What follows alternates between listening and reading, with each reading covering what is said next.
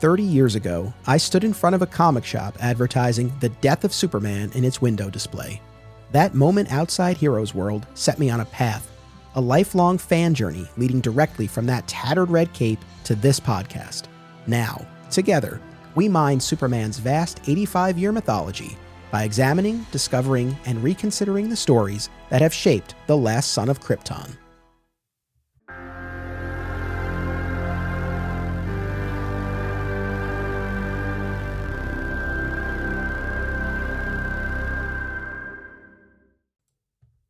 Welcome to Digging for Kryptonite, a Superman fan journey. I'm your host, Anthony Desiato. Joining me to discuss Stephen T. Seagle's original graphic novel, It's a Bird, as well as Seagle's run on the Superman title, is the host of the Superhero CINEPHILES podcast, returning guest, Perry Constantine. Welcome back. Hey, Anthony, thanks for having me back.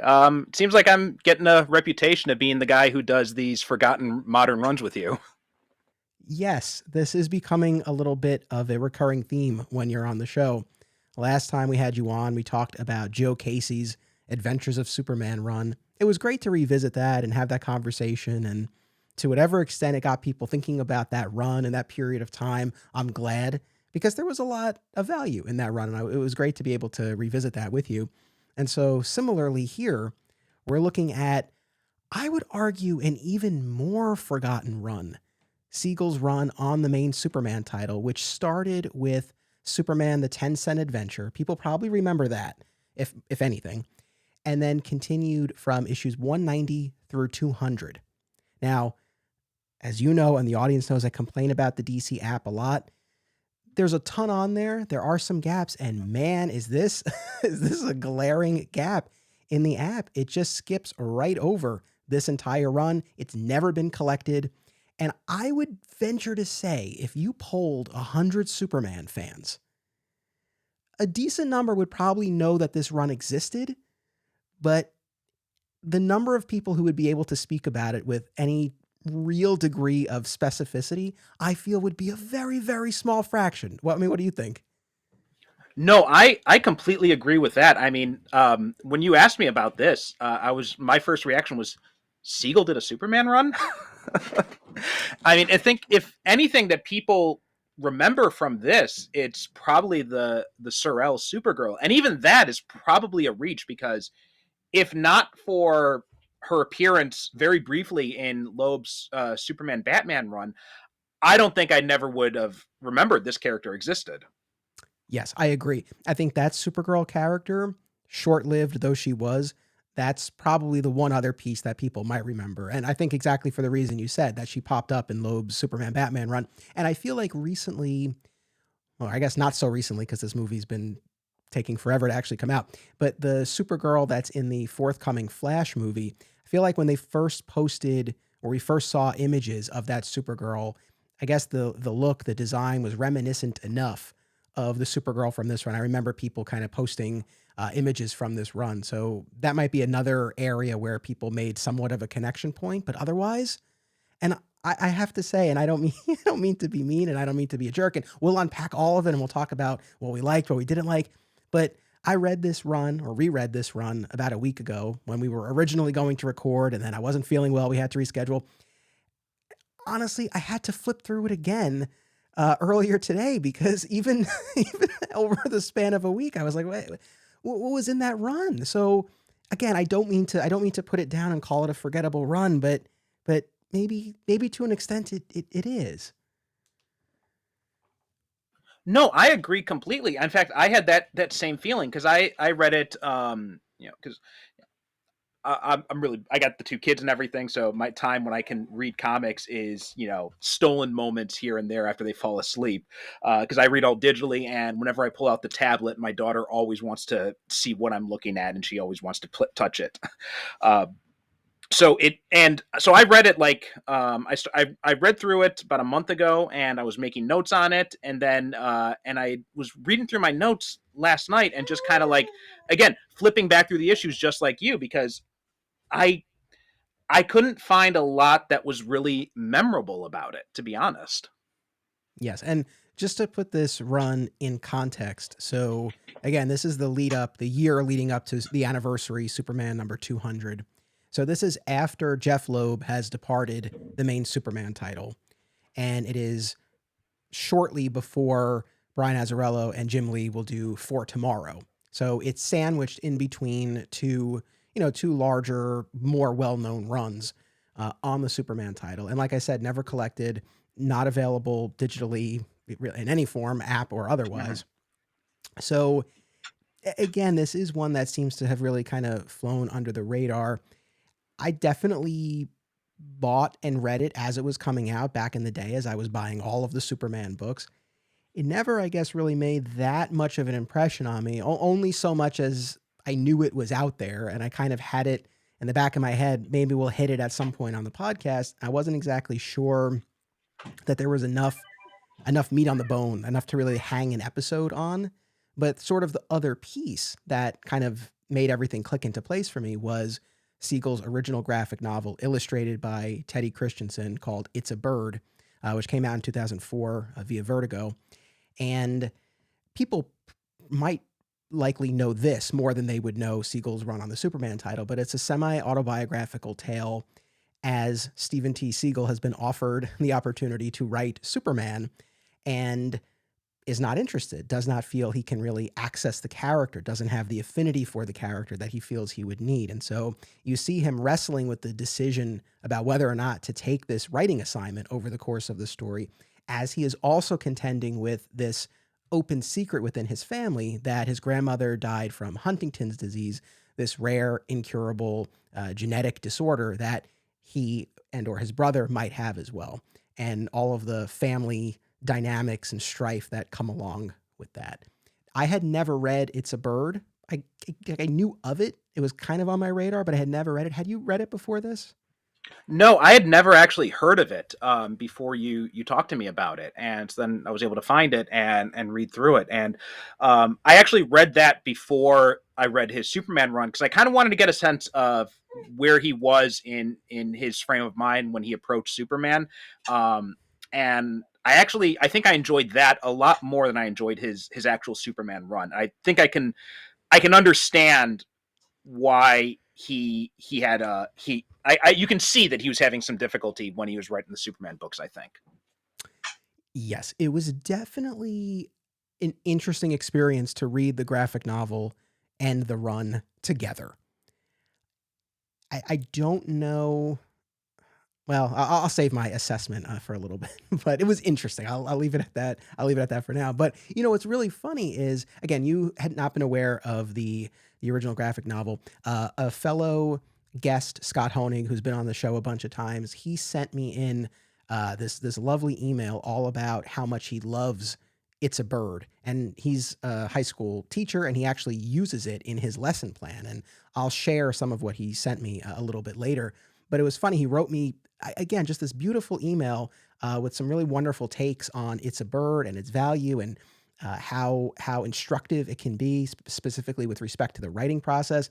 And then I wrote back, I said, "Oh, did you ever read Siegel's run on the Superman books?" And he was like, "No, I don't think I ever did. Or, if I did, I don't really remember it." So, but again, I think that's kind of telling. And it's just weird to kind of have this disconnect, even for people who know and love the graphic novel. That run just we can't hold on to that run. It's funny because I opened up Siegel's Wikipedia page, and right at the beginning of it, it says he's best known for It's a Bird, and that was kind of a shock for me, because like I said, I'd never heard of this. I mostly know him from his Marvel work. He did a run on relaunched Alpha Flight in the mid late '90s, and that led to him and Joe Kelly working together on the X-Men books for a brief period.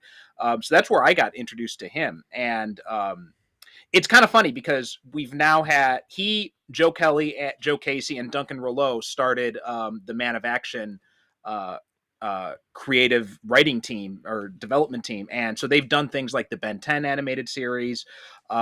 They wrote some of the Avengers Assembled animated series, the X-Men Legends video games, and a bunch of other stuff. And it's kind of funny when you look at those three creators, the three writers in the group, and their contributions to Superman, because you've got Joe Kelly, who is very fondly remembered, arguably almost as big as Jeff Loeb in the modern Superman books, I'd say. Then you've got Casey, who, like we talked about when we talked about his run, some people remember it, some people may not, but and a lot of Casey's stuff has kind of got that curse about it where it there are people out there who remember it, but it always seems to be cut short. And then you've got Seagle, who seems to be like the most unknown of the bunch.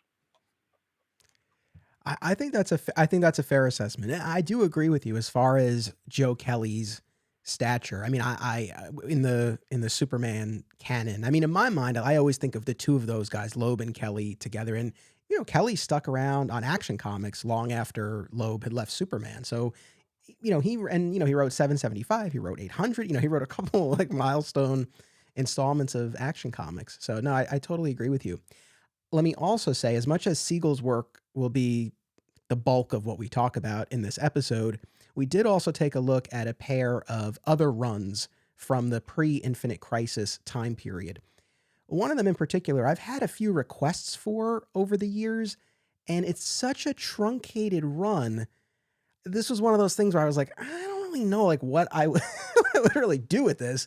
But we looked at the Action Comics run by Gail Simone and John Byrne from 827 through 835. And within that short span of issues, there was an issue that tied into Sacrifice, the Sacrifice crossover, which we skipped, as well as a fill-in issue. But the rest of those issues by Gail Simone and John Byrne. And this was after Joe Kelly and also after Chuck Austen. Perry, you might be shocked to know I've yet to get a single request for an episode on the work of Chuck Austen. Are you surprised by that? Are you serious? I mean, the guy who did the exploding communion wafers in X-Men? You mean people aren't banging down the door for an episode on him? You know what's funny though? I've been toying with the idea of an episode on the Superman work of Chuck Austen, because there's his year-long run on Action Comics and also that year-long Metropolis miniseries that he did. I don't think I'll really get to the point where I move forward on that, but it's kind of floating around out there because now we've, with the various episodes we've done, like on Joe Casey on Adventures and Greg Rucka on Adventures and everything else we've done and we're talking about now, there really aren't. We did a For Tomorrow episode. There's really, at this point on the podcast, really no stone left unturned in the modern Superman era we've hit in some way, shape, or form. So we'll see about Chuck Austen. But anyway, we looked at that Gail Simone, John Byrne run, and then we also looked at the concurrent run on the Superman title by Mark Verheiden and Ed Benes. And this was after Steven Seagle, after For Tomorrow, and before Infinite Crisis. So side by side with Action Comics, we had this Verheiden-Benes run on Superman from 217 through 225. I'll just kind of say now, I don't really have a lot to say about either of those two runs. I suppose one of my main, because they were so short, I think one of my biggest takeaways was just, it reminded me, because it's been years now, it reminded me how much the lead up to Infinite Crisis dominated. I mean, especially that Superman run. Actually, the Gail Simone action run as well. There was a lot that tied into Villains United, but the Superman run in particular, I mean, it felt like so much table setting for Infinite Crisis. That was probably like my biggest takeaway from reading those two runs. What about you? No, I had kind of the similar idea. If I'm putting these three runs together and just kind of like thinking about within these three runs, where would I rank them? I'd probably put Simone's at the top. I mean, I'm very biased. I love Gail Simone. She's one of my favorite creators. And I'd probably put Seagle as number 2, and then Verheiden would probably be number 3 then. His run just did not really impress me, and I've got a bit more... I give Seagle a little bit more leeway after reading It's a Bird, because I could kind of understand where he was coming from, how difficult it was for him to do.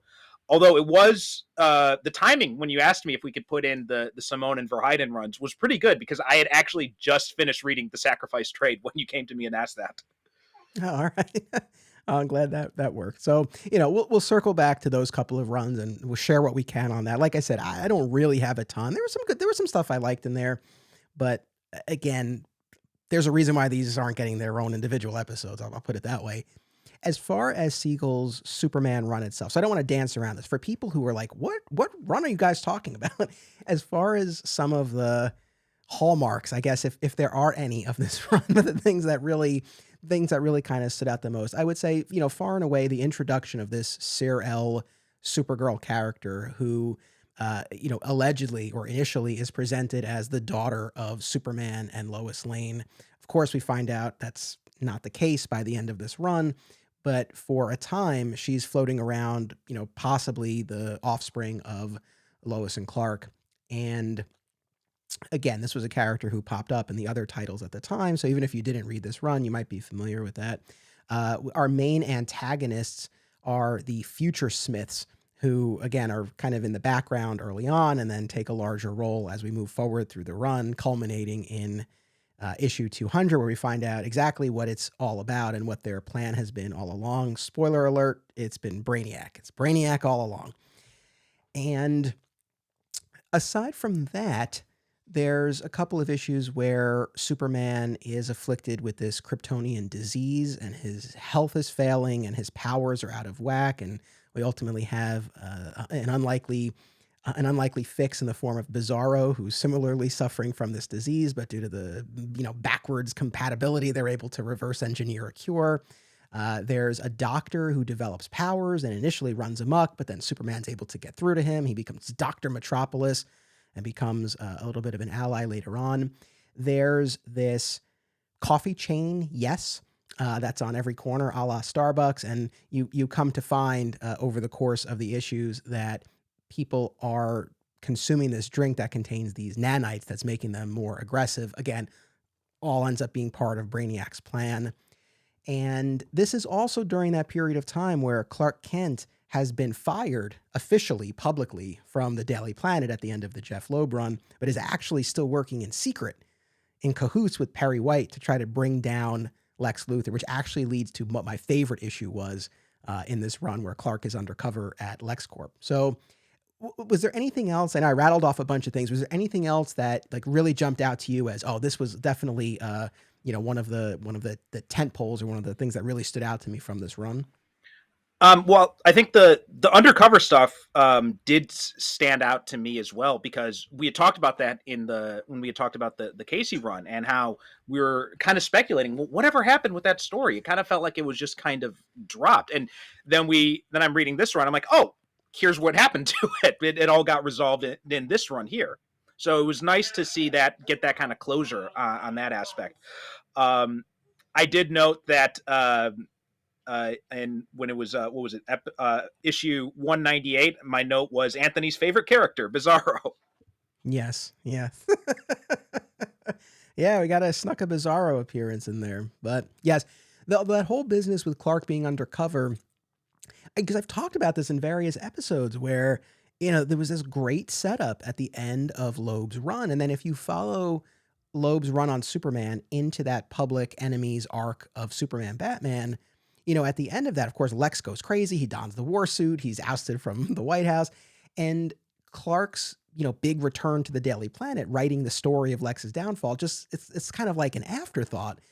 And so as much as I had read all of these other issues as a kid 20 years ago, I didn't remember them. And so kind of going back now through the Casey run and through this one in particular, it's like, okay, good. They did follow up on this thread of Clark working undercover. And I'm very grateful for that. And in that one issue, we have this, elevator maintenance worker at LexCorp who he's got blonde hair and he's kind of acting out and he's talking out against Superman, right? He's bringing up a lot of these kind of philosophical questions about the nature and existence of Superman to this coworker. It's like, doesn't this guy cause more problems than he solves, and all the property damage and blah blah blah, like articulating what he's heard from other people about himself. And then the reveal midway through the issue is that this guy is actually Superman in disguise, trying to decipher the whereabouts of Lex's bodyguard, Hope, who is later found in prison, and she's rescued. And, we got this headline about, whether Luthor knew that she was there. I mean, I guess that in and of itself doesn't really go anywhere as far as I know, but it at least allowed Clark to earn his credibility back, right? And earn his spot once again on the Daily Planet, even though he's demoted to the police beat. This issue was, it's funny you said it was your favorite issue of the run, because it was for me, it was the weirdest issue of this run, because I couldn't quite understand what Clark's reasoning was for doubling as Sea Schultz in just this, drawing a whole lot of attention to himself in these very odd ways. I don't disagree with you. What's funny too, though, was that it's not, I mean, at least I don't think it's so obvious as you're starting to read the issue who this guy is. And again, so much time has passed, I didn't remember. And so we're kind of cutting back and forth between this maintenance worker and Lois uncovering Clark's secret reporter lair. And you know what? Honestly, that was a surprise to me. I had forgotten that Perry and Clark kept this from Lois, which that does not track for me. I don't buy I don't buy that at all. I had the exact same reaction to that. It felt very weird that you're not going to tell Lois about this. I mean, I can understand maybe Perry being nervous about, telling her about it, and maybe Clark lying to Perry and saying that he's not telling Lois, but I can't picture Clark at this stage in their relationship keeping something that big of a secret from his wife. It seems like a bit of a reach for their characters, I think. Yep, I agree with that. But I will say, it took me a few pages, and then I realized I was like, oh, we haven't seen Clark yet. Oh, he's the guy. But I thought it was a cool reveal. But I don't disagree with you. I think when you look at, again, I think it's a little hard, and I think ultimately this is a shortcoming of the run where I don't know that you can really look at this and it's not a particularly well defined run. It's like, you look at what came after with Superman for Tomorrow, and love it or hate it, it was going for something, right? Like it had a specific point of view and a story that it was telling, and this wasn't quite that. But to whatever extent this run does have an identity, this Clark Undercover issue really feels like an outlier, right? Like a lot of the rest of it dealing with the Future Smiths and this other Supergirl and the Yes Drink and the disease, like that all kind of feels more in keeping with the run as a whole. The Clark Undercover bit, but I like it. It was a fun one, and it paid off on that thread that I really like. But yeah, that one really felt like okay. I mean, I don't know if that was, that might have been more of like an editorially mandated thing, like, hey, we set this up, we need an issue from you on Clark Undercover. I mean, I don't know. I have no idea. No, I think that the whole Clark Undercover bit, it felt very much like, hey, we've got this storyline that's still dangling out there. Can you tie up this thread? And it also makes me wonder, like, how much Siegel knew about how long his run was going to be, because, like you said, this was sandwiched between the Loeb stuff and then the For Tomorrow, and I have to imagine that they knew Azzarello and Lee were going to be coming up next after this. So it does feel like this was just kind of like, let's bring on somebody to do a fill-in run and just kind of tie up any loose ends so that then we've got all the pieces in place for when Azzarello and Lee come in. Yep, definitely could be. I want to go to a couple of questions from one of our patrons, Brian, on these works by Seagle. So he started by saying, I don't have, here, and this is really becoming a theme here. Brian says, I don't have strong or particularly fond memories of this run. I know the graphic novel is where I first heard of Huntington's disease before a story arc in the television show Everwood, which, side note, I love Everwood. Have you ever seen the show? No, I've heard of it, and I've heard people talking about it before, but it was never really on my radar. I can't remember. Was that a WB thing? Oh, classic glory days of the WB.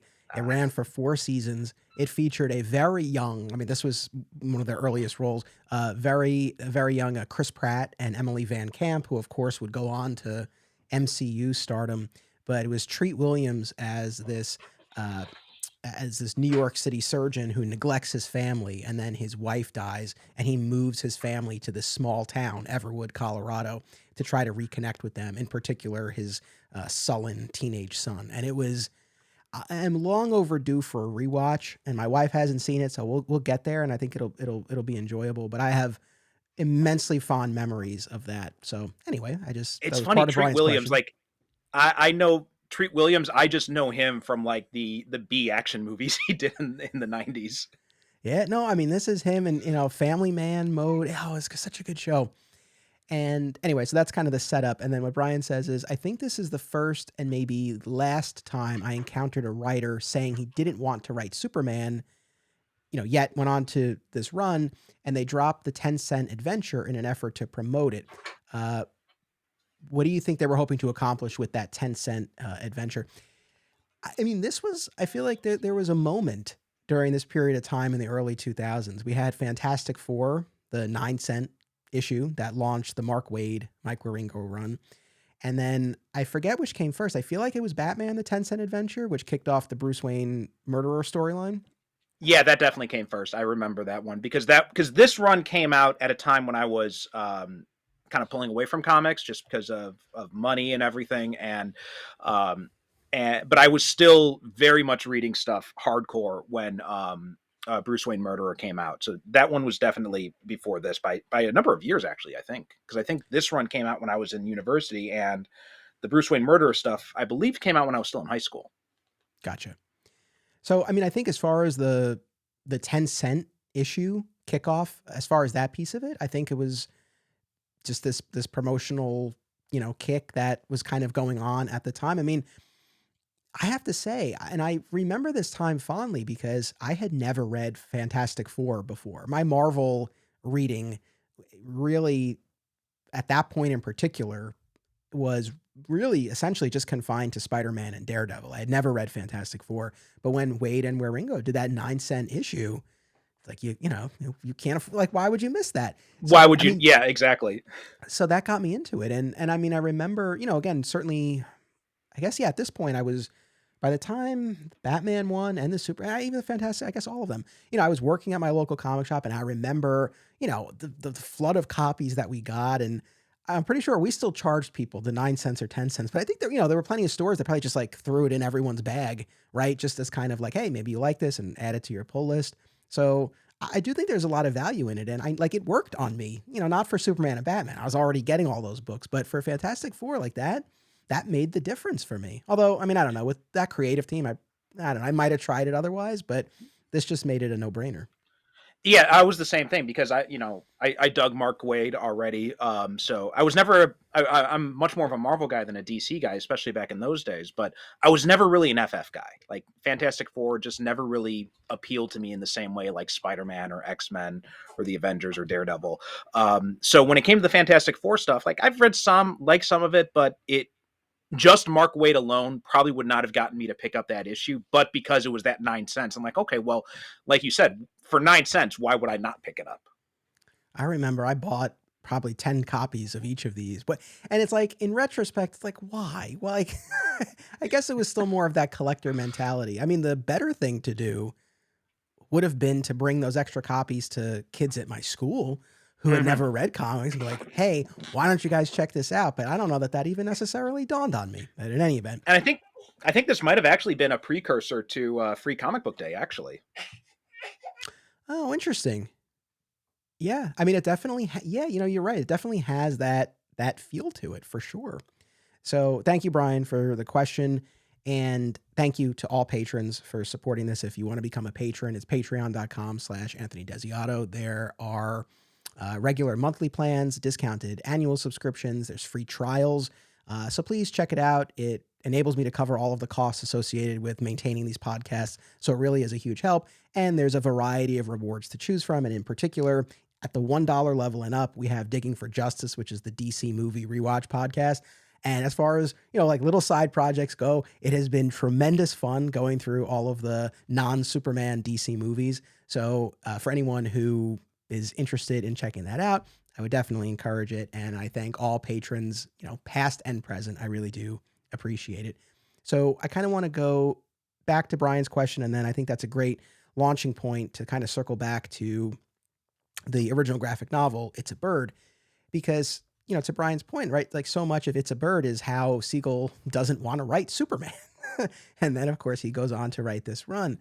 So, I mean, I guess just overall impressions of the graphic novel. I mean, what was your reaction to it? Did you like it? Did you think that the questions it brought up, especially with respect to Superman, were meaningful? Where did you land on this? For the most part, I liked it. I mean, being a writer myself, I could really relate a lot to the kinds of stuff that he was dealing with.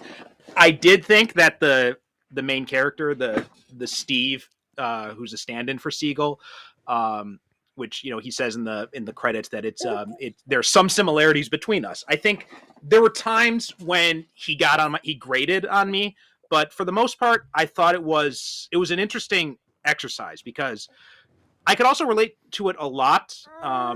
Like unlike Seagle, I am a Superman fan, but I've had writing Superman is a difficult thing. Like back when I was in high school and university, I used to write fan fiction, and I did write some Superman stuff for like a few different websites, and it's tough. It's really tough to kind of to tackle that character. I mean, first off, there's the question of what do you do that hasn't already been done more than once, and then there's also the question of how do you write these stories about this character who is basically invincible, but has these very human aspects. How do you find ways to challenge him and that are creative, that are interesting to the reader, but still give you stay true to that character? It's a really hard thing to do. I mean, I think one of the reasons why we keep getting so many Superman origin stories is because the origin story is the easiest Superman story to tell. Yes, and I think to the extent that the book, addresses just that difficulty, that inherent difficulty in tackling the character, I can certainly appreciate it. I enjoyed It's a Bird overall. I mean, maybe surprisingly, what I found more compelling, more interesting was this medical secret issue that his family has been contending with, and again, the fact that his grandmother had died from Huntington's, and it wasn't something that was talked about in his family, but through his own research and talking to his doctor, he knew that it's genetic. He knew that there's no treatment or cure, so it's essentially a death sentence. And again, if it runs in the family, that risk is so much greater. And again, you certainly get the insight into the tension between him and his parents, and between his parents. A large part of this book is his father has gone missing, hasn't left his mom, but has left the house, and they don't know where he is. And we ultimately find that he's visiting Steve's aunt, the father's sister, who is suffering from Huntington's. There was this hope that it had skipped a generation, but now we find out that it hadn't. So, and then on top of this, you have Steven navigating a relationship with his girlfriend, and conversations about the future and children kind of hit a brick wall with him. And this isn't something that he talks about, but this is, again, a fear that he has about potentially passing this on, but it goes, unspoken about, and that creates tension. So all of that, I found pretty compelling. The Superman piece of it. Okay. I think kind of there were aspects of it that I really did like, but there were two big problems that I had with it. One of them was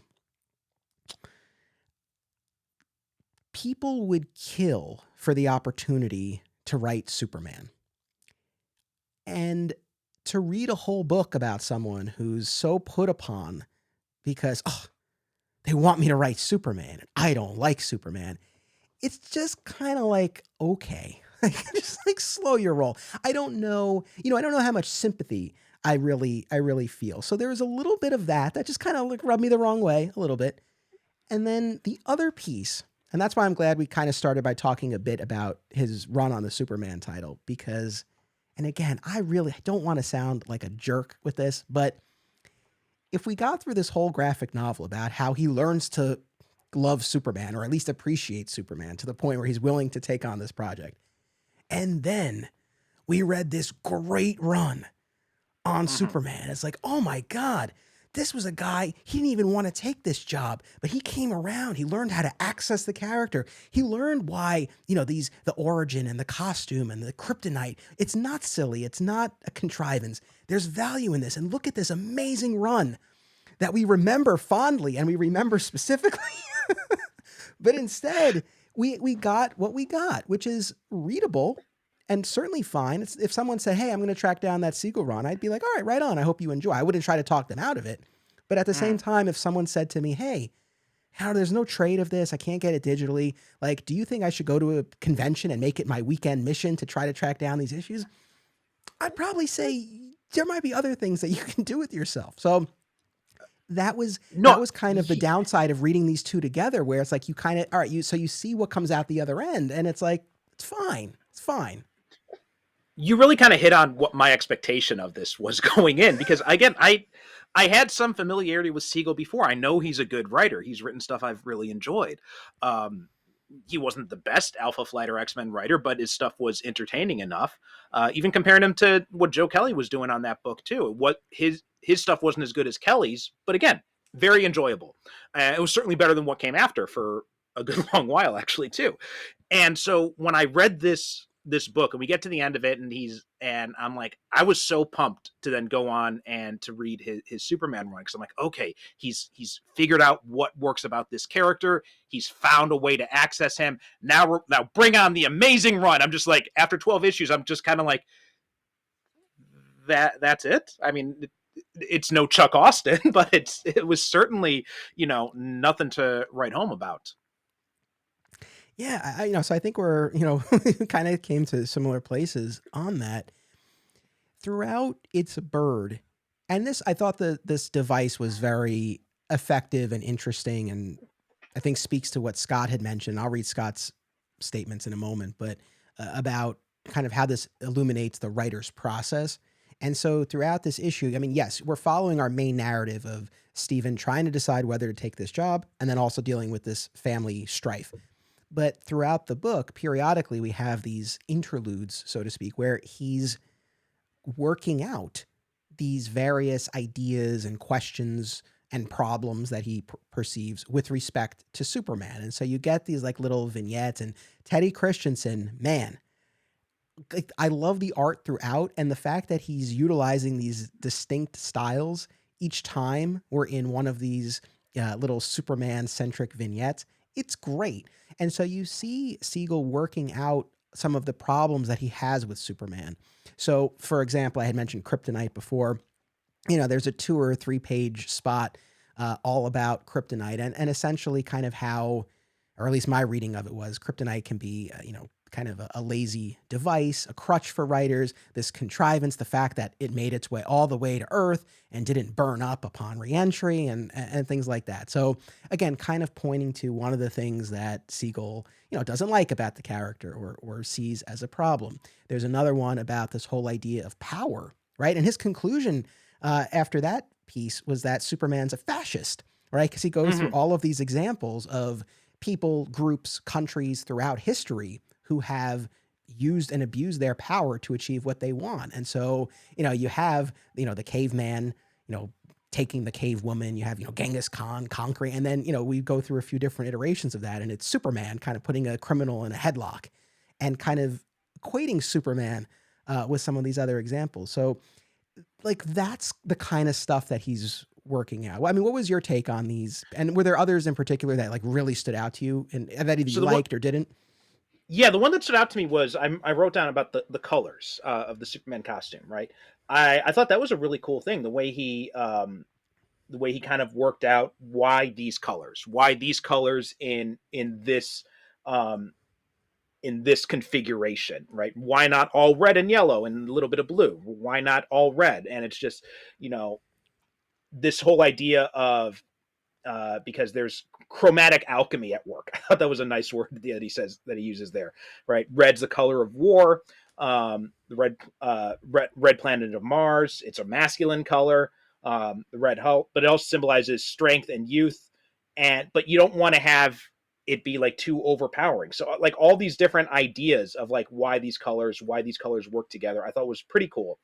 Um, the other thing too was the idea about and the kryptonite thing was an interesting I'm not sure if this is what he was going for, but I think that's an interesting symbolism of kryptonite, the fact that it's his home planet and it's deadly to him, right? The thing, it kind of drawing that connection between why Superman belongs on Earth as opposed to being a child of he's from Krypton originally, but he's more of a child of Earth. I thought that was just something that popped in my head as I was reading over that. But also, I like this.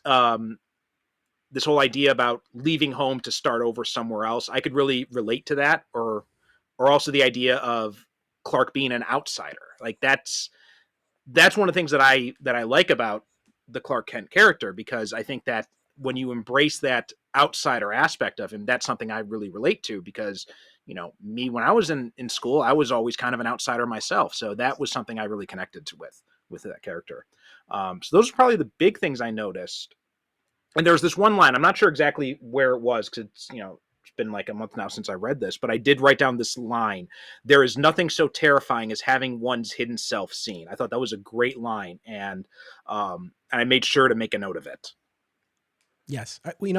It's interesting because that outsider one that stood out to me too. But I think I read that one differently, and you may be totally right in terms of what he intended. But I think I was, again, so much of this seemed to be couched in terms of what his criticisms of the character were, and that one came early. So my reading of that one was that because he gives other examples of kind of outsiders trying to blend in, like an administrative assistant who's gay and doesn't want people to know, or uh, the janitor who's sort of overlooked, and he's a person of color, things like that.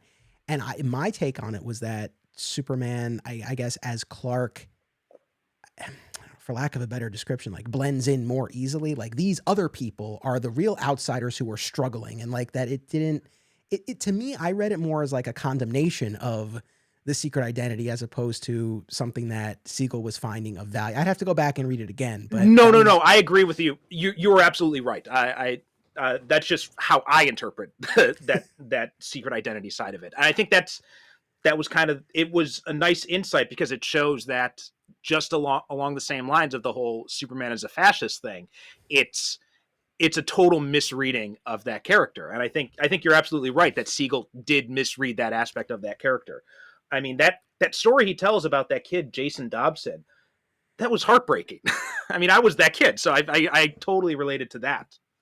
right. Yeah, that was the one with the Superman costume, right? Like Right. he Yeah. he Yeah. he doesn't fit in except on Halloween where he wears a Superman costume and sort of everyone now gravitates to him and he can be himself. And then he tries wearing the costume another day, right? And it's totally not well received. Right. Yeah. Yeah. I, And I I can relate to that, right? I mean, I'm wearing a Batman shirt now, but like when I was in high school, I would never wear these shirts in school. no, I hear you. So I think this was the other thing that I sort of bumped up against a little bit with It's a Bird, which is for us Superman fans, and especially those of us in the Superman podcast community, we've had a lot of these conversations. We're well aware of the problems that some people have with the character, things that they don't like, that they don't get, that they think don't work.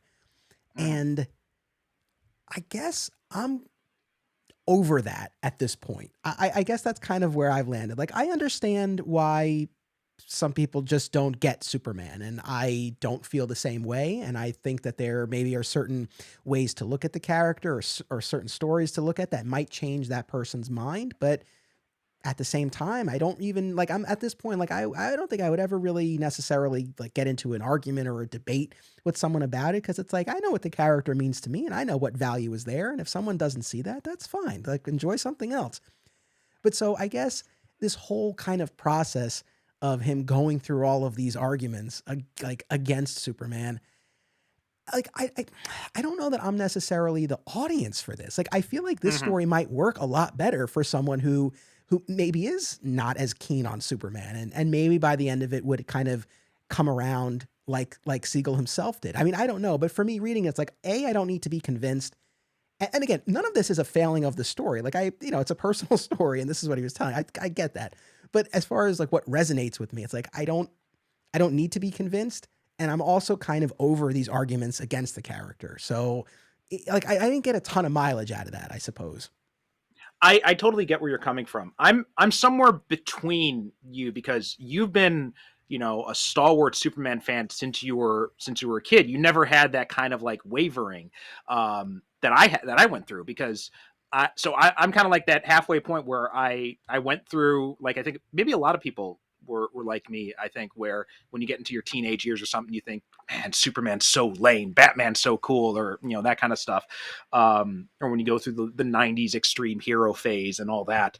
And then when I got older, and I credit Bernie a lot to this, because he kind of reintroduced me to Superman in a lot of ways, and then just kind of like, no, actually, yes, Superman's actually pretty cool.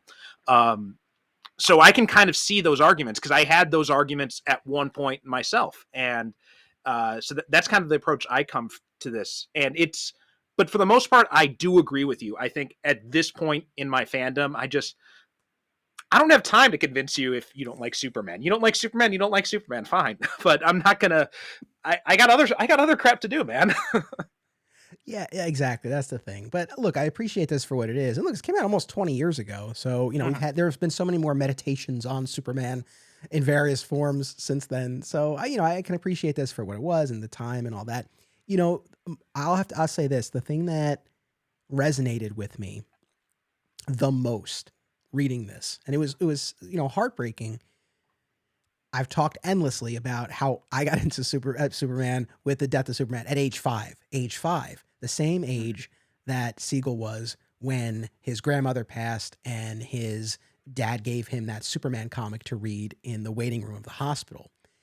And unlike the moment that I had outside Heroes World with the death of Superman that set me on this wonderful journey, for him, it did not have that effect, right? And he talks about it in It's a Bird. He and his brother did not become comic book fans. Seagle himself, retreated more into the world of books, of prose novels, as opposed to comic books. And it seems like, in part, the fact that his parents were encouraging him to read comics made them less desirable, which I can understand that. But I would also have to imagine that the fact that they were associated with this traumatic moment in his life, and there's this conversation that he seems to only hear a little bit of a piece of between his father and his aunt when they're in the outside in the waiting room of the hospital. And what we find out later on is he did hear what they were talking about, and it was the father confronting the aunt about, like, how long did you know that mom had this Huntington's disease? And it's like, how long did you know? Because essentially we would not have had kids, because we would be concerned about passing this on to them. And, that leads, of course, in the present day storyline, to major catharsis between Stephen and his father. And, Stephen articulating this idea that I'm grateful for the life that I've had and what I've done. And it's like, even if it ends with Huntington's, I still am glad that I was here. Right. So, we have that major emotional breakthrough and all that. But the fact that his first Superman comic, his introduction to the character, was outside that hospital room, in the waiting area, as his grandmother was dying and his family members were arguing. Again, it's a far cry from that magical Christmas time moment that I had in the mall where I met the character. So, I look at someone who met the character at the same age, but went down a different path. And that was what, more than anything, kind of spoke to me. I really, that's what I was kind of grabbing onto. That was a really interesting thing too. I thought the idea that him and his brother ended up hating comics because their parents were encouraging them to read comics, I thought that was kind of funny. And because I had kind of the opposite thing. My parents tried to discourage me from reading comics, and that only made me want to read them more. So I kind of I could kind of understand where he was coming from with that. And what stood out to me was the struggle with the decision about whether or not to have kids. So I can see a lot of myself in some aspects of Steven in this, like, because I struggled with that decision myself. Like, do I want to have kids? Do I want to bring? Because I taught in elementary school for like 6 years. I know I remember what it was like dealing with kids. I'm just like, and even now I don't really like being around other kids, but like my own kids, I love them. So that was something I'd struggled with. And also that idea of, bringing children into this kind of world and all that kind of stuff that people always talk about. Those are things that I worried about. And just like the whole writing side of thing is what really kind of drew me the most and what allowed me to tune into Steven's character. But at the same time, like, it's just, this guy's so full of himself at several points. Like, going back to something you said about the whole thing about him, you get offered the chance to write the most popular, the most famous comic book character in the world. I mean, arguably Batman 2 is maybe second or first, depending on, but I think it's definitely Superman and Batman, the most popular characters, the most well-known characters in comic book history, in superhero history. It's these two guys. These are like the Hercules and Hades of modern myth. And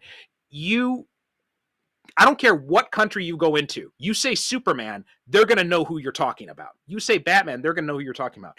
And then DC Comics comes to you and they say, we're going to give you money to write stories about this character. I don't care if you don't like Superman at all. You don't say no to that. It doesn't matter how hard it is to tune into the character. You find a way to do that, to put your stamp, because that is something that, well, maybe not go into the history books, because like we said, this run isn't really remembered anywhere, but you get to put your stamp on one of the most well-known, long-lived characters in literature, and you're not going to take that chance. I mean, that is baffling to me. Yeah, that was a little tough to reconcile. And again, I don't say this, to be mean in any way, shape, or form, but it's like, yeah, I mean, I think there are certain comic book writers who have achieved a certain stature in the industry, then or now, who it's like they wouldn't, like, they might be offered it, but it's just not something that they're interested in. But I mean, I'm talking about, like, the legends of the field, like the top, Mm-hmm. and again, not to be mean, but it's like, especially where Siegel was at this point. I mean, I don't know. It's like, it just, I don't know. Like I said, it was just kind of tough to reconcile that this would be. I mean, look, on the other hand, I do get it. And I mean, if you're, because, and again, it's not, we recognize, right? You're not just like banging these out. It's like, no, there's a lot that goes into constructing these stories, and you're living with Mm-hmm. the characters and these scripts for, it ended up being a year-long run. So look, I mean, I can certainly appreciate the notion of, well, I don't want to take this on if I don't have something to contribute, you know, Yeah. especially because of what, investment I would be making of my time and my effort and my energy, even though I am being paid for it. So it's like, I can respect and understand that, but it just, again, for all the reasons that we talked about, that was a little bit of a tough pill to swallow. And that so much of the story revolves around, it's like, oh, I don't want to, I don't want to do it. It's like, all right.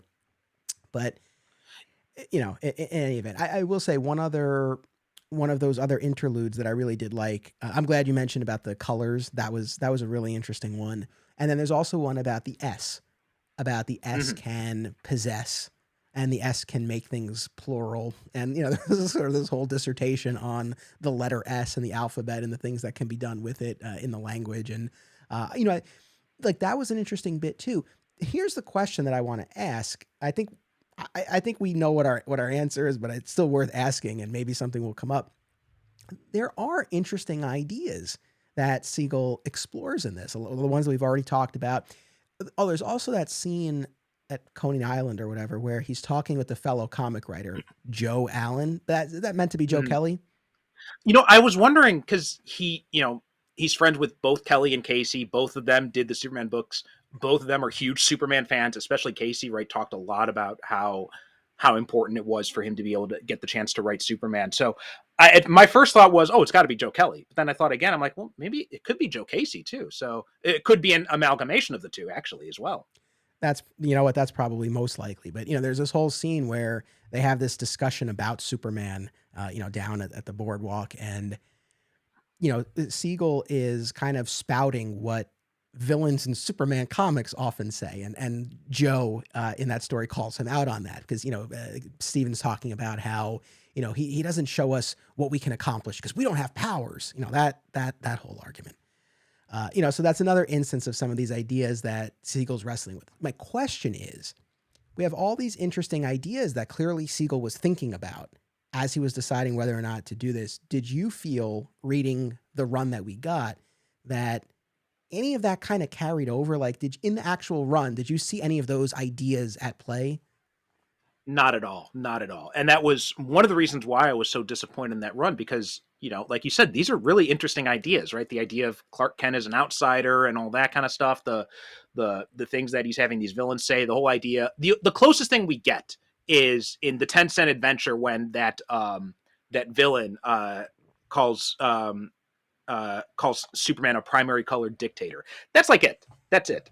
And other than that, I don't see how these ideas influenced the story that he ended up telling.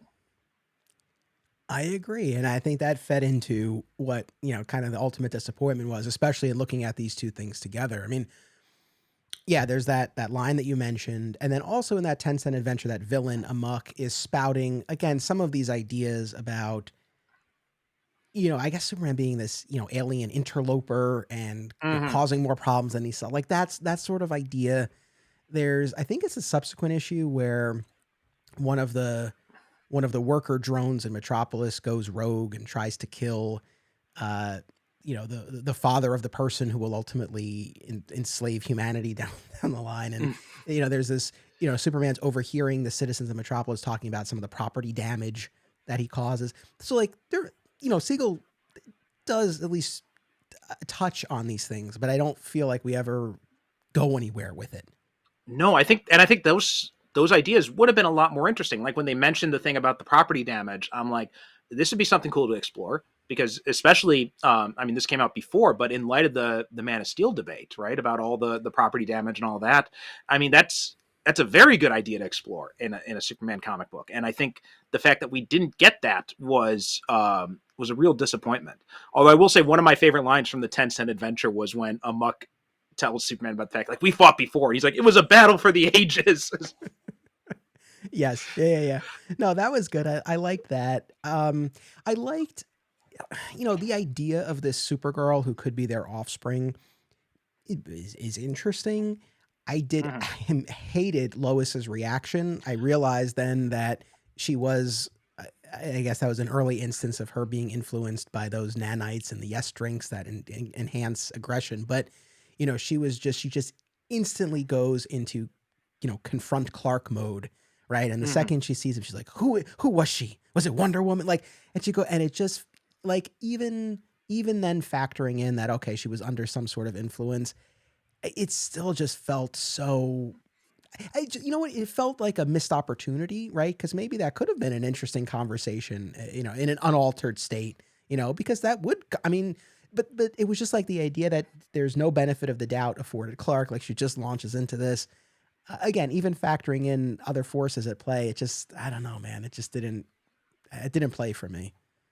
I feel like Lois really gets doesn't get the best treatment in this run, to, No. to put it mildly. I mean that jumped out to me too. Her reaction seemed very extreme, given what they've been through, given the kinds of lives they lead.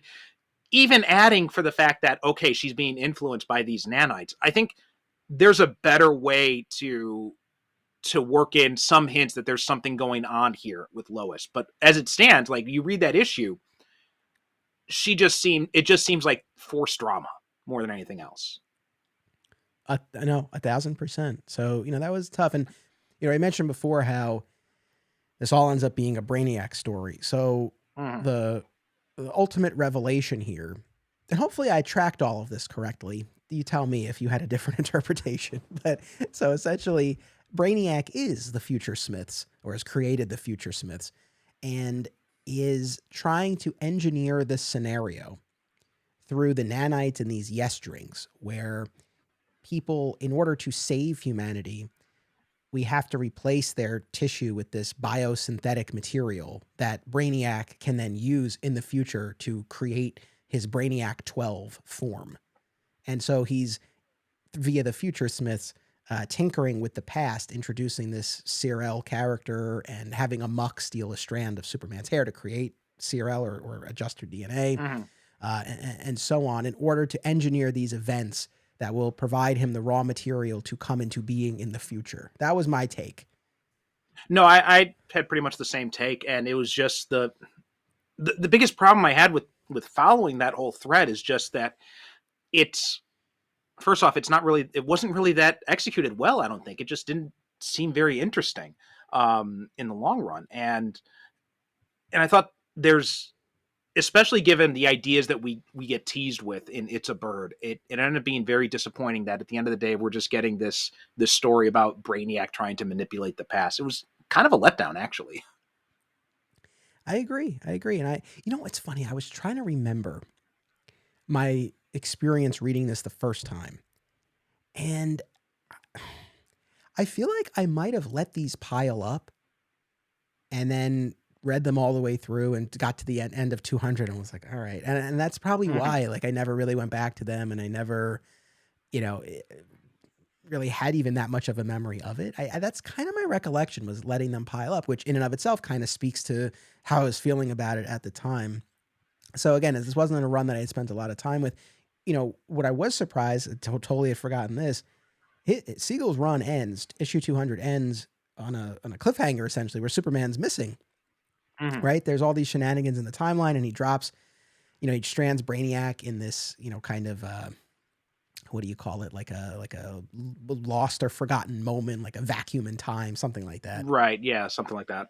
And then Superman himself is missing, and we do also get, at the beginning of the issue, we get the departure from Krypton kind of playing out in different forms. We get sort of the Silver Age iteration, the John Byrne iteration, and then the Birthright iteration, which, I always lament the fact that the Birthright origin never really, stuck, because we so quickly Mhm. after got Secret Origin. But there were, I'm reminded now, this is one example, as well as the Supergirl arc in Superman Batman. I think when we see some depictions of Krypton, it's the Birthright design. So it's like this sliver, this like tiny window between Birthright, which again, like 2003, 2004, and then, Infinite Crisis Secret Origin 2006 ish, where it's Mhm. like it was referenced, like it was there. Unfortunately, then it was quickly, supplanted. But I did appreciate that. But yeah, it ends with Superman lost.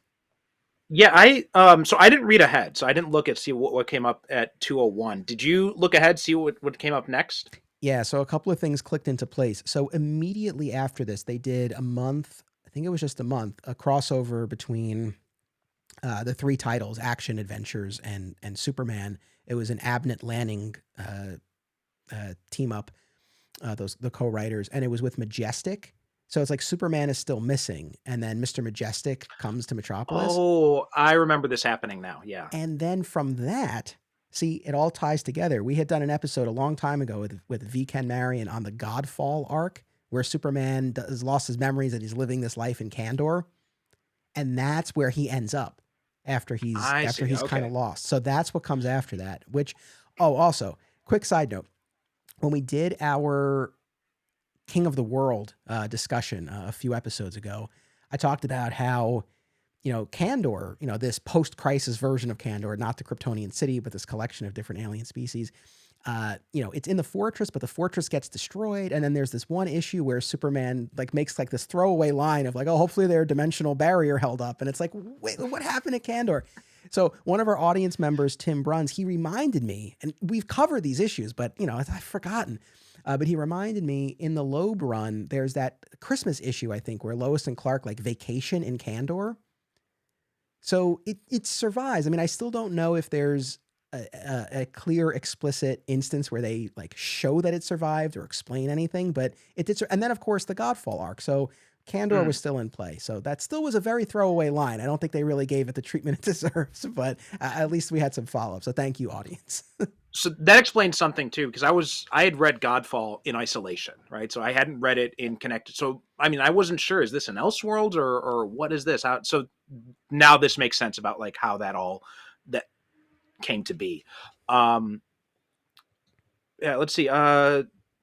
The other thing, the one of the things I did like this scene where he's hanging out with the Flash too, and I thought that was a fun moment. And I would have liked to see more stuff like this, because I think Seagle did a pretty good job with writing about that relationship and that idea of, Superman says, "You don't see me as a god, do you?" And he's like, "Well, yeah, I do, but not in a bad way." And I think that's an interesting idea to play with, like the way that other people view Superman. And it reminds me of that Loeb issue of Superman Batman, when Batman's narration says something along, and I'm going completely off memory here, but he says something along the lines of like, Superman doesn't want us to see him as a god, but then he shoots fire from the sky, and we can't help but think of him as a god.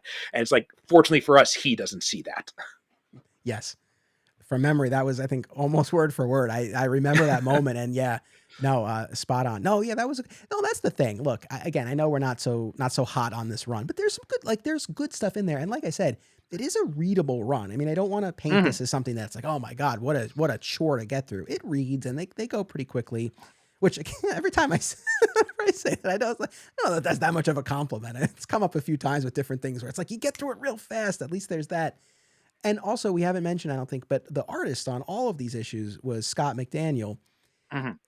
who, I loved his work on Nightwing and Batman. I, I, Let me say this: I appreciated the consistency. He did all of these issues, and he's, Mhm. typically one of the most reliable and hits deadlines and all that stuff. And it definitely feels more cohesive having the same artist doing all of them. I tend to prefer him more in the Bat world. I mean, how did you think his Mhm. style lent itself to the Superman in this instance? I mean, honestly, I thought the art was probably my favorite part of reading these issues, because I thought I get your point. I get that he is. Yeah, I more associate him with the Batman stuff too, especially Nightwing. That was how I got introduced to him, basically. But I thought he was a good fit for these issues. I like the way he drew Superman. I like the kind of panel layouts and everything. So yeah, I dug the art. I did also. I thought the art in you talked about it a few times in It's a Bird was gorgeous to look at and like the perfect type of illustration for this story. Yes. Yeah, no, it's very very visually striking. Oh, let me before I'd be remiss if I don't get to what Scott had sent me, sharing his take on this. Again, I think as a fellow educator, you'll probably identify with this. So Scott talked about actually buying a copy of this from Steven Seagle at New York Comic Con a while back and got Teddy Christensen to sign it. So that's cool that he got to meet those guys. So Scott says, I inserted it into my 10th grade English curriculum for a few reasons. One, it speaks to the writer's process, which I try to emphasize to my students. Writing is about process, not product. Second, the book is a really good introduction to the character of Superman. In those interludes, Siegel explores all the different ways one might approach a Superman story, ultimately deciding that none is the right one for him.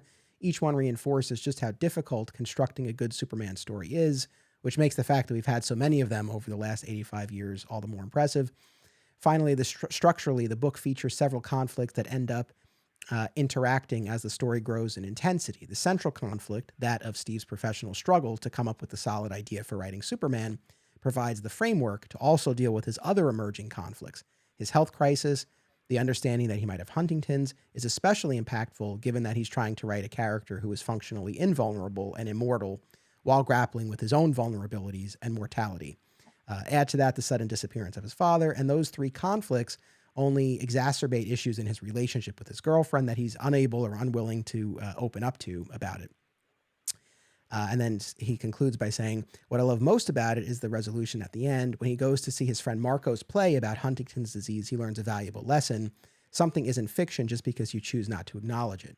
He also learns that expressing one's thoughts, fears, and anxieties through art can help one cope with those same thoughts, fears, and anxieties. As a result of his internal growth, he's able to resolve all of his conflicts, the professional, the medical, the personal, in the same way by creating It's a Bird. It's as if the very book we hold in our hands is the solution to the conflicts within it. It is the Superman story he pitches to the editor.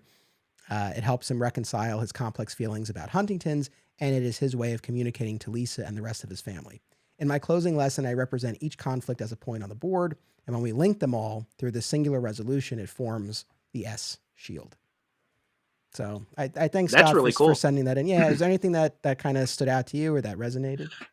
Just like that whole thing sounds really interesting. I'd be curious, Scott, if you're in the Facebook group, let me know how many classes you teach this, because I'm really curious to see like how you approach this, because I'm actually teaching. At one of the schools I teach at, it had been up until now a Japanese literature course, but starting this year, it's just literature in general. And they said, do different stuff, do some stuff from America, from different countries, also show them. And I said, could I use comic books? And they're like, yeah, sure, go ahead. And we're actually doing the first one is the Sandman #8, the Sound of Her Wings. I'm not sure if you ever read the Sandman stuff, but um, uh, and I was thinking about like, how am I going to do? I want to do something with Superman. I want to do something with Batman. And it's just this question of like, what stories do you choose? And I think It's a Bird is maybe an interesting way to do that. So I'm gonna have to. I've been thinking about doing, What's So Funny About Truth, Justice, and the American Way, but now Scott's giving me something to chew on. So I think I'm definitely gonna be thinking about that, and if I'll introduce that to them. Right on. Well, yeah, thank you, Scott. And I have read that before, but now reading it out loud, and especially right after the conversation we've had, it's like I'm glad he got so much out of it, and that it's provided so much value to the lessons that he's teaching his students. And I will say, I mean, as far as the whole process, not product, that resonates. And there's that great bit in It's a Bird where Stephen is like walking out in the world, and talking about Mhm. how maybe for your first story or two, it's like all up here and you get it out and that's your story. But as you continue to do this, it's like, going out, having an interaction with someone in the world, overhearing something. It's like, you never know what's going to be a moment, a scene, a line, that was cool. So like, again, all of that, I appreciate it. I think that, it's in a weird way. It's like, if we didn't have the run that followed, like Mhm. I probably would feel a little bit differently, but just kind of knowing where it all goes. But in any event, it really was, like I said, the Superman run itself was kind of this like blank spot, even though I had read it, right? And so I'm glad that I went back to it, and now I know what the deal was with it, and it was really illuminating to read the graphic novel and now understand how he arrived at that run, for better or worse, and everything that he was kind of kicking around. So, enjoyment level aside, I mean, it was still a valuable, going back to this Mhm. idea of process. Like, it was a valuable process to kind of go through this. It was how I felt at Well, the end. let me ask you a question about this. What did you think overall about the Sorel Supergirl, especially because then we get the post crisis Kara Zor-El so soon after? Yeah, I mean, it's I don't know that there was really enough to her character for me to really latch onto more than anything. I mean, I think just this idea that, because again, for Lois and Clark, it's, they don't know if they can have kids, if they would have kids. So, I mean, I think what was probably most interesting to me was just their reaction to this. Mhm. And, Clark, taking on a very, very tentative paternal role, right? Like, still being Superman, of course, and wanting to guide her and all of that, but not fully launching into dad mode. And of course, interesting knowing where we'll go with Superman in the future with John Kent and all that. But so like it was interesting from that perspective as far as the character herself, and we find out she's this girl Mia, who then the future Smiths like engineer into Cyril, but they're like separate personalities, and she like morphs into one or the other. And she's very kind of hot headed and very like childlike in a lot of respects. I don't know that the character itself really grabbed me, or that I really found myself particularly rooting for Cyril or wanting more of the character, but more kind of the responses it elicited from Lois and Clark. That was what I gravitated more towards. But wait, what about you? I pretty much the same things. I mean, the Lois and Clark responses would have been interesting if we got more of them, but Sorel as a character, she didn't really grab me that much. I remember when she popped up in Superman Batman, that was my first introduction to her. I'm like, who is this? Like, this isn't Matrix. What the hell happened here? So I've been just very confused when I saw that happen, especially because then right after that we get the Supergirl from Krypton arc, which just confused me even more. And I'm just like, okay, so I have no idea what's going on here with Matrix, with Sorel. It was a weird situation, and um, yeah, she didn't really do much for me either. And I'm curious if she has any sort of a fandom, or if anybody like kind of gravitated towards her, because I don't think I've ever heard anyone talk about her either positively or negatively. I agree. I mean, look, I think as we've come to see with the internet, it's like there almost anything has some fan mate. Like there's some fans, Right. but yeah, I know. I mean, I agree, and like we're on a lot of the same Twitter circles and stuff. It's like I don't know. Like, I almost never see people post about this character, and if anyone even can picture the characters, like short black hair and a largely black costume with a like a plain red S, right? Am I picturing that Mhm. right? I think there's some Yes, more that's color in exactly there. right. Is it And a their blue cape? cape too. Okay. It's a blue cape. It's a really odd costume design. I get that they're trying to differentiate her from the Matrix Supergirl, I imagine, and like the but it's just it felt way too plain. Yeah. And again, this character. maybe this whole run, but this character kind of maybe does fall victim to the point in time where she landed, right? Where, Hmm. we're moving away from the Matrix, Linda Danvers version. We're just about at the point where Kara Zor-El is going to show up. And maybe this one kind of got lost in the shuffle. I mean, I feel like it's like another attempt to have to have a Supergirl, but not have Hmm. to not have Kara Zor-El. And it's like, we already went through all of the business with Matrix and Linda and the Earthborn Angel and all of that. And it's like, if they had committed to this, like if she had actually been their daughter from the future, I don't know. That's something. But given I think that would have been more interesting. Yeah. yeah, that I feel like that could have been like that could have been the run, right? Like kind of revolving around this daughter, the actual daughter from the future, who maybe wrestles with the legacy of Superman in much the same way that Steven Seagle did, and kind of like actually provides a vehicle to explore these debates and these dilemmas.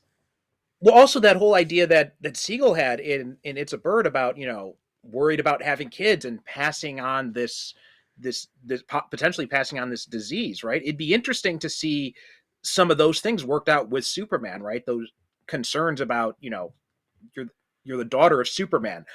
Are you going to have to take up his legacy and all that kind of stuff at some point, right? That putting that kind of expectations on a kid. I mean, that would have been, and we've gotten we're getting that now with Tom Taylor's stuff and Jonathan, but it'd be really interesting to see how they would have all reacted to that if she really was his daughter. And you could always, work around it by saying it was an alternate timeline or something like that. But I think that would have been much more interesting than what we got. Um, and also, I thought this was kind of a weird thing. This scene when he has this, it's 195 when he has this conversation. He's telling Sorrel all this stuff, and he says that he's never said any of these things to anyone else. And I found myself thinking there, Connor Kent must be thinking like, dude, what the hell am I?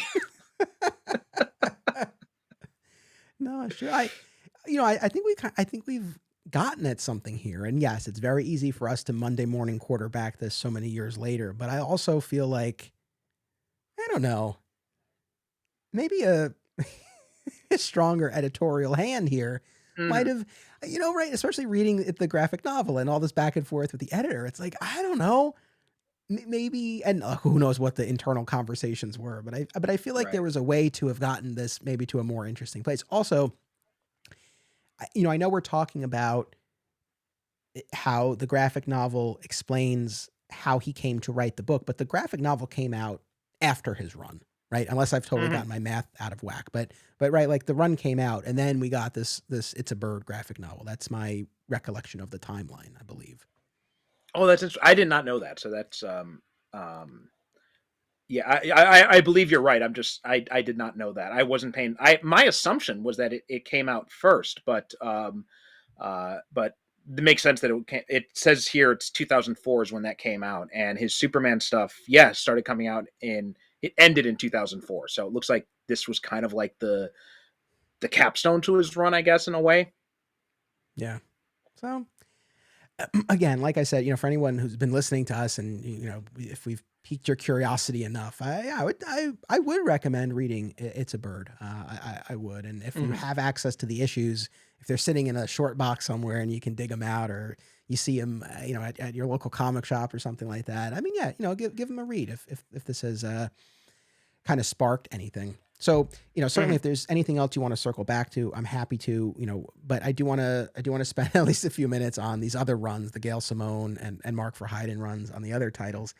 Like I said, Yeah, there is just one thing because this popped up during the Casey run too, and we didn't speak about it then. But um, Kellex has this weird hip hop speech pattern. yeah, Do you remember what the reason was for that? Because I have no idea what that was about. it's Natasha Irons programmed him to speak like that. Ah, And okay, I have to double check. I think that happens in a Mark Schultz Man of Steel issue. I could be okay, wrong on that, but that's where that comes from. But yeah, I know that it's makes sense then. Yeah, I know I had totally forgotten that, and then reading this run, I was like, oh yeah, like that was a thing.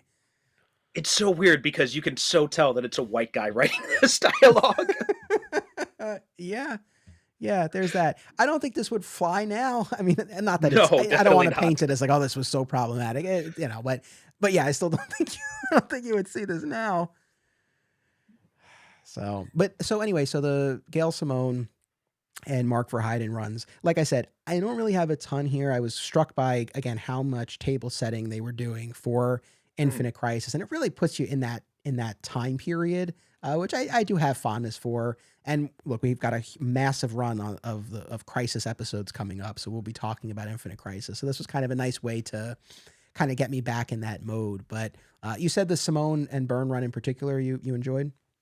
Yeah, I mean, I thought it was it's definitely not Simone's best work. I think it's not even Burns' best work. I think his art is definitely showing its age in a lot of these issues. Some of the proportions feel off.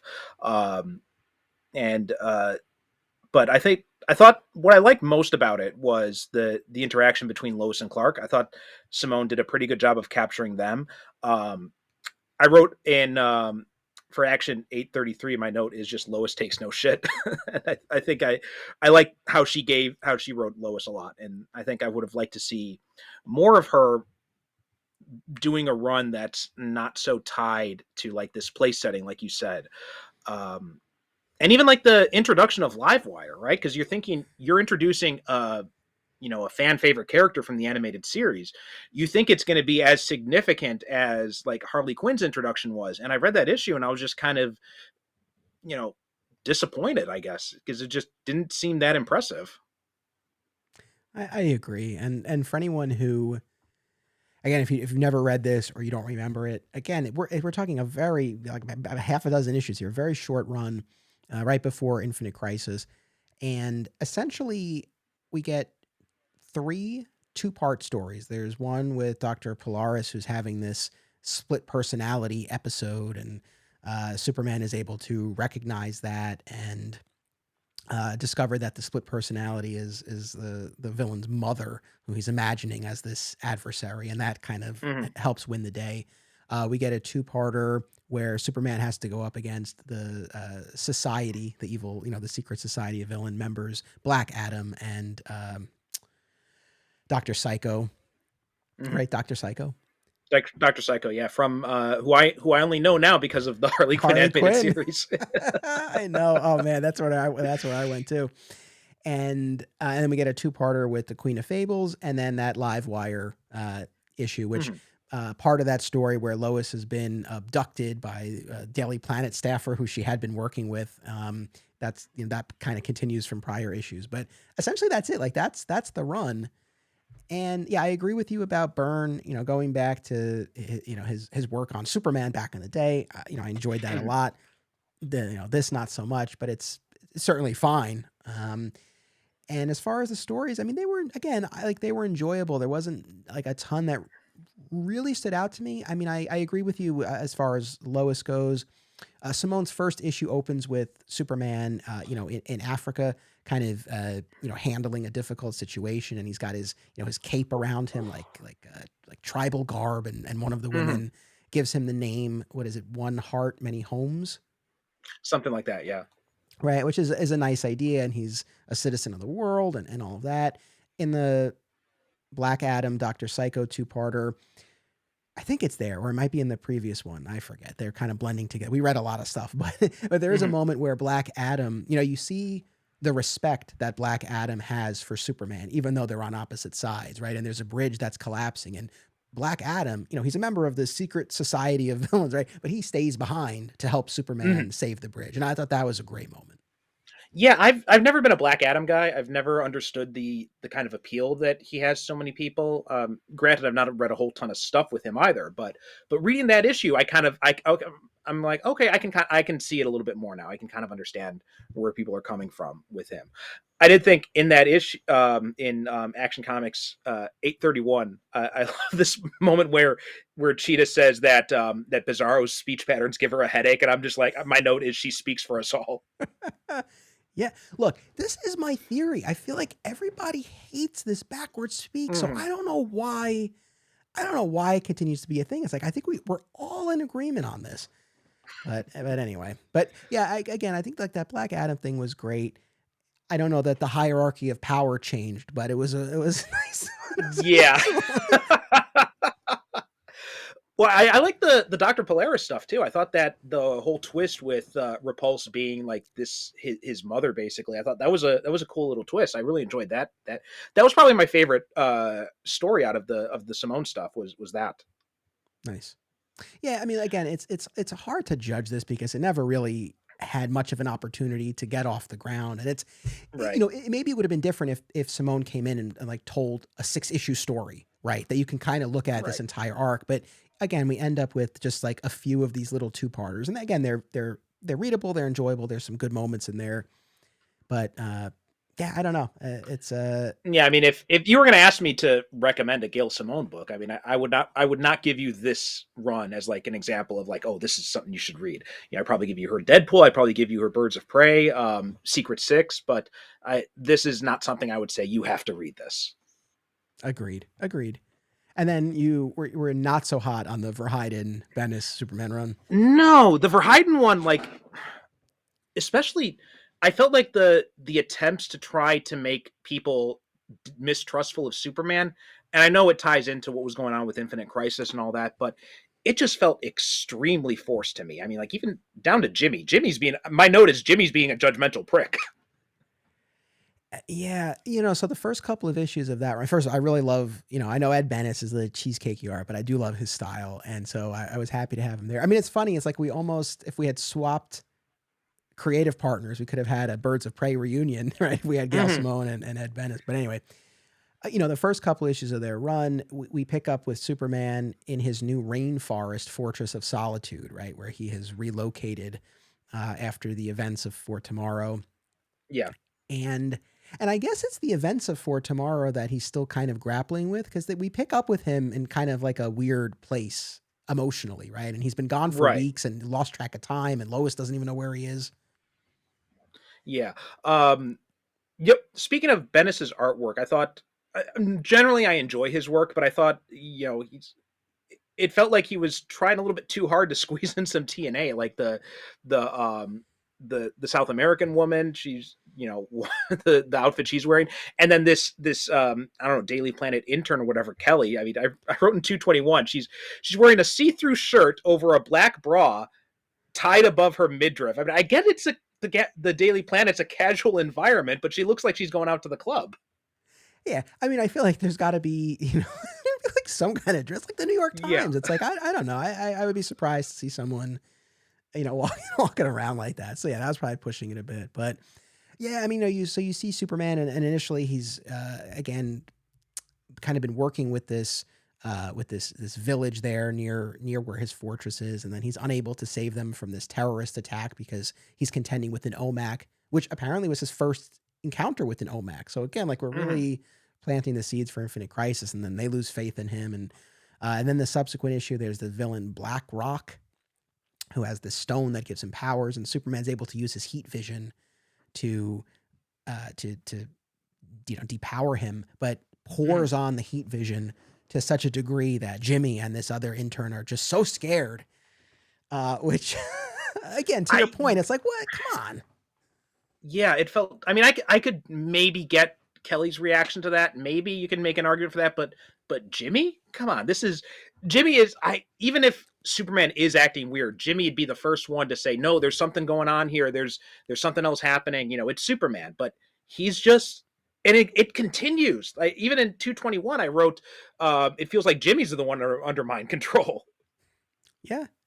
Yeah. So, I mean, again, as far as kind of other threads in this run, we have Lois trying to get the lowdown on the Omax. We have Superman, protecting her with one of his robots, and kind of the tension that Mhm. that causes between them. We have that very busty terrorist. She then becomes the next Black Rock, and Supergirl and Superman fight her. There's sort of a farewell to Supergirl as she decides she's going to go off in space with Donna Troy. So there's that. Mhm. Honestly, I think my favorite one, not I think, definitely my favorite one, there was an issue that focused a lot on Lex. And, for people who, don't remember the Infinite Crisis landscape, at this period in time, you had the business suit Lex who was with the secret society pulling strings and all of that. And then Mhm. you also had the Lex in the, in the green war suit who was kind of out there. And, it took a while, I think at the time there was, probably some confusion of like, why is Lex being depicted differently? And then, of course, what you find out is that the secret society Lex is actually Alexander Luthor, right, from Mhm. Earth 3. So that's the payoff that we're ultimately getting. But I think it's the second to last issue of the Verheiden run. A lot of it focuses on our Lex and the green war suit Lex, and contending with Omax and everything. And we get a lot of flashbacks to his time in Smallville and how he was this outsider, and Clark was the only person who was, had befriended him. And uh, again, going back to what we were saying before, an instance, like a rare instance of that birthright Mhm. continuity and timeline being reflected in the books. So that one I like.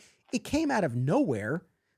then focusing on Lex, it's like, it felt very out of place, but I enjoyed it nonetheless. There's also that whole thing about him saying that he came from money. I thought that was okay because we're still in post crisis. Like I don't remember that even in Birthright. It wasn't really didn't seem like he was that Lionel Luthor was that rich in that. So that felt a little odd to me as just like a weird continuity note. But otherwise, I think I agree with you. I think that was probably my favorite issue of the bunch. There's also this OMAC issue, the aftermath in 222. I don't know what's going on with Lois in this issue. Like when she's saying to the Superman robot, um, you know, she says, do me a favor next time you see my husband, my real husband, tell him I'm not sure if this marriage is worth it anymore. That felt like a reach. Yeah, I mean, again, in both of these Superman runs, yeah, Lois's depiction is, just these moments that just kind of feel off. So yeah, Mhm. that felt pretty extreme. We We also mentioned. get. Oh, sorry. Go ahead. No, no, you go, please. I was going to mention the Eradicator issue, where we get this new design for him with the more like Kryptonian esque design. What did you think of that design more than anything else? Because I think the story's not really didn't really impress me that much, but I thought that design was a really cool look for him. I liked it too. I liked it too. I mean, I think it does call to mind that original Krypton man look, Hmm. right, from back in the day. So I thought that was pretty cool. I mean, yeah, is it my all-time favorite look for Eradicator? Probably not, but it was cool. I did like it. I did like that. I'm with you on that. Yeah, I thought it was a nice little look. What do you think of the South American fortress in general? Because it feels like this run is kind of showing you why you shouldn't have a fortress nearby anybody else. It's one of those things where, it, you know, decades upon decades of stories, I get why you want to try to mix it up sometimes, but and it's a fine line. And sometimes I guess you don't know until you try something. But I feel like this is an Right. instance of like, hey, if it ain't broke, don't fix it. Like there's a reason why it's in the Arctic and it's in the middle of nowhere. And the fact that it's, I think their first issue opens with the government kind of seeing it like through their satellite technology. Like, no, no, no. Like this Mm. is something like needs to be secret, needs to be away from people. And I think the stories that follow here, well, especially that first one, illustrate why. And so I don't know, like it was just kind of an odd choice. I'm glad that it proved to be short lived. You've heard Kevin Smith's stand up, I guess is the best way to describe it, about his experience working on Superman Lives, right? Oh, yes. So one of my favorite parts in there is when he's reading the script to John Peters, and John Peters says like, "Well, Brainiac goes to Superman's fortress, so we got to have someone there. What about Superman's guards?" And Kevin Smith's just like, "It's the Fortress of Solitude. Nobody's up there." That's Exactly. kind of what I was. That line was in my head as I was reading these issues about the fortress in South America. Yeah. No, I'm with you. No, no, I remember that well. That, again, we did our whole episode on Superman Lives, the unmade Tim Burton movie, and that was in my research. I went right back to that, that Kevin Smith Q&A and everything that he laid out there. It's so fascinating. Oh, what I was going to say, Mark Verheiden, wrote for Smallville. So, it was cool Hmm. to kind of see that crossover. And maybe unsurprisingly, my favorite issue was the one with Lex referencing a past with Clark in Smallville. So, Yeah, I there mean, I was thought that. that was definitely the strongest issue of his run. I mean, I thought he did a good job of telling this like untold story, and honestly, I wish we saw more of this kind of stuff in Birthright. So it was nice to get that little taste of it here. Exactly. It's, and again, like I said, we have a lot more coming on the Crisis events and Infinite Crisis in particular. That's the one that I have far and away the most personal connection to, because that was the first true Crisis event. I mean, I know we had 0 Hour Crisis in Time, but Infinite Crisis, I mean, it was a direct sequel to Crisis on Infinite Earths, and there was just so much leading up to it, and that was the height of my Mm-hmm. comic book, buying, reading, collecting, working at the store, just like devouring this stuff. So I have a lot of fondness for that time. And, again, if you say Crisis, that's what my head is going to, is Infinite Mm-hmm. Crisis. But I do think, in looking at these issues, and I think I probably felt the same way as I was reading them at the time, and I didn't really think about it too much. But now, kind of taking this longer view, it's like, this is one of the downsides about putting so much in the build up to an event, because I think you do look at these runs, and, we did an episode on the Greg Rucka Adventures of Superman run, again, happening at the same time too. All the Ruin stuff was great, but the final few issues of Rucka's run, again, fell victim to the Infinite Crisis setup. So it's like, these events Mm-hmm. can be cool, they can be a lot of fun, but I think you look at these runs that we're talking about here, and again, I don't think that they ever really kind of coalesce into something, truly lasting and truly meaningful, because they're serving something else. Yeah, I remember a lot of that happening. For me, the peak DC crossover my collecting was Our Worlds at War. That was kind of like the big one that was happening when I was buying so many different books at the time. And I get some of that same I had some of that same thoughts during that, with all the different tie-ins and stuff. Or even like some of the Marvel stuff. Like I remember with the Secret Wars thing, where they the funniest one was the Spider-Gwen book, because it had just launched, and then like 5 issues later they relaunched the book to coincide with the new status quo. So it's like, if you look at, it must have been a nightmare for people in their collections. Wait, which Spider-Gwen 2015 volume is this, or whatever it was? Yeah. Yeah, that's nuts. That's nuts. Well, I have enjoyed this immensely. Is there anything about any of these runs or the graphic novel that we didn't talk about that you would like to? I don't think so. I think we covered, just scrolling through my notes real quick. I think we covered pretty much everything in here. Oh, except in Siegel's run, when Lois became a TV reporter, right? And she Oh just yeah. when she gets very angry and she leaves the Daily Planet. Now it's a weird situation, because I noticed that in like 194, 195 is when she goes to the TV station, she leaves the planet. And then 196, she's done with the TV station. But then in 198, she's back at the TV station. I'm just like, I don't know what's, like, talk about, editors having to pay some more attention here. I think that's definitely an issue, where it seemed like there was something, somebody was not paying attention to what was going on in those books at the time.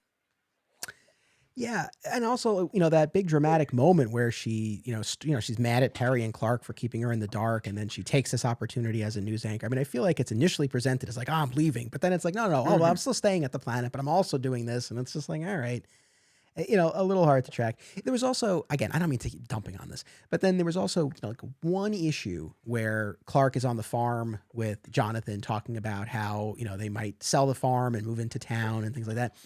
And Mm-hmm. it was a lovely scene, but it just, I don't know. It just kind of felt like tacked on. I mean, it wasn't, there was really, I don't know. You know what though? In fairness, I mean, I'm trying to look at this as like what this run was trying to say and what it was about. And it's like, well, all right, take a step back. It's like, this guy was writing Superman for a year. And so, yeah, there's one issue where he talks to the Flash. There's one issue where he talks to Mom and Pop. Like, it's fine. It doesn't need to all kind of maybe, thread together the way I might want. So, Mm-hmm. it's fine. And look, if we didn't get a scene with the Kents, I probably would complain about that. So it's fine. Right. But But yeah, I mean, I well, think that's, yeah, the overall opinion of all three of these runs is that, there's some moments, there's some good stuff here, but I think, of what we looked at, I think It's a Bird was definitely the thing I enjoyed the most. Um, it is colored a little bit by the fact that the Superman run doesn't even approach any of these ideas that were really interesting that he starts playing with in this, and then we just, nothing. So I was just very disappointed by that aspect of it. I, wo- I wonder if the any of the editors at DC generally, or specifically in the Superman group, if they read It's a Bird after this run and were like, what the hell? Like, where are all these ideas? I do wonder about that too. That's a good point. Because like, that would drive me nuts. I'd be like, are you kidding me? Like, we're doing this business with the Future Smiths, and you were sitting on this, this dissertation on the meaning of the colors of the costume. I think with the value of It's a Bird, it's, again, to Scott's point, I think the process and what you see Seagle going through and all those interludes, it's, in fairness to him, it's not necessarily, oh, this is what my run will be about, but it's just him trying to unlock a character that's been closed off to him for his reasons. So it reminds me of something I say about Mark Miller, because you read something like Superman Red Sun, and then you go and read some of his other stuff, and it's just like, I wish I was standing next to him so I could smack him and just be like, why can't you write like Red Sun all the time? I kind of felt the same situation here. Like, I wanted to smack Seagle, and it's like, what the hell? Where are all these ideas? You have all these great ideas you're playing with, and then you give us this weird story about this knockoff Supergirl from the future. I hear you. Oh, one final question to send us out, because I did mean this is a nice kind of way to come full circle. But, Seagle eventually in It's a Bird comes around on Superman. He has this catharsis with his father, which we've talked about. He then shares with the reader what that comic was about that he read in the hospital as a kid. And it was with the hunter who summons these animals. And, as a young kid, like he didn't look at the plot holes. He was just kind of caught up in the escape of Superman, and kind of this ultimate conclusion that he articulates about, how the adventures continue, and how, as long as you're looking forward to what's next, you're crossing hurdles, or like something to that effect. Did you feel like his ultimate kind of acceptance of Superman, understanding of Superman, tracked or felt earned? Like, when you got to that point where like he's come around on Superman, did you feel like, okay, like I get how we got there? To some extent, but not completely. I think there's an element of just kind of like writer hand waving stuff type of going on in there. But it did feel like, he goes from calling Superman a fascist to then at the end just being like, no, actually I came around completely. I don't really, it doesn't, that ending did not feel completely earned. I get that that's probably what Seagle went through himself. I get that he, probably had these same ideas, but it does feel like we're missing a few steps.